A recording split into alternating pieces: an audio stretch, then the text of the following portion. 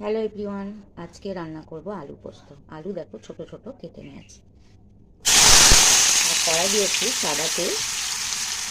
তেলটা বেশ গরম হয়ে গেছে। দিয়ে দিচ্ছি আলুগুলো।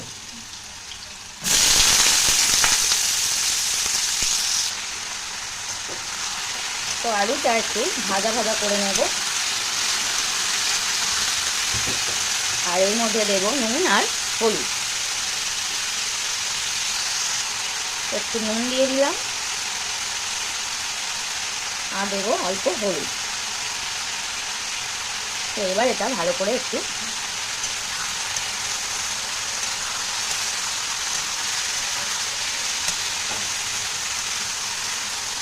ভেজে নেব। তো যতক্ষণ আলুটা ভাজা হবে আমি পোস্তটা বেটে নেব। এই দেখো এখন যে কিরকম ছোট ছোট প্যাকেট বেরিয়েছে। তো আমি দুটো প্যাকেট নিয়ে নিয়েছি এরকম। তো দুটোই আমি একসাথে নিয়ে নেব।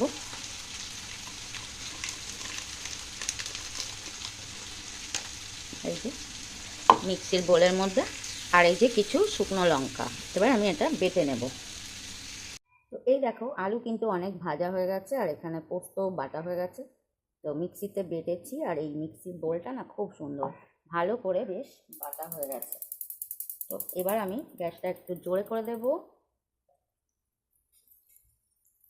আর দিয়ে দেব মিক্সির বোলটা ধুয়ে একটু জল। তো আলু ভাজা হয়ে প্রায় সিদ্ধ হয়ে গেছে।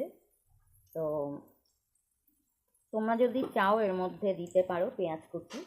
তো আজকে যেহেতু শুক্রবার আমি দেব না পেঁয়াজ, তো দিয়ে দিলাম অল্প জল। আর একটু জল দিয়ে দেব।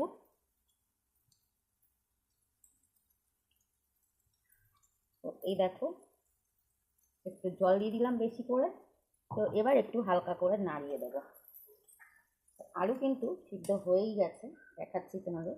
এই দেখো, এই যে আলু সিদ্ধ হয়ে গেছে।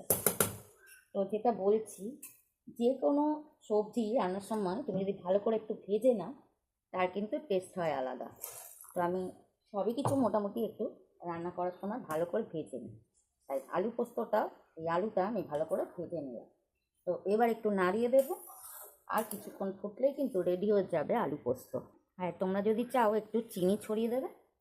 আমি অল্প একটু দেখো হাতে করে চিনি দিয়ে দিলাম। তো একটু ঝাল ঝাল মিষ্টি মিষ্টি হবে। আর আজকে তো টক দেওয়া যাবে না আর পেঁয়াজও দেওয়া যাবে না। তো কিছুক্ষণ ফুটলেই রেডি হয়ে যাবে। আর পোস্তর তো এমনিই টেস্ট আছে। শুকনো লঙ্কা তো বেটে দিয়েইছি। তো আমি দেখো এই দুটো কাঁচা লঙ্কা একটু এইভাবে চিড়ে আর উপর থেকে দিয়ে দেবো। যদি কারো ঝাল কম লাগে তো সে মেখে নেবে।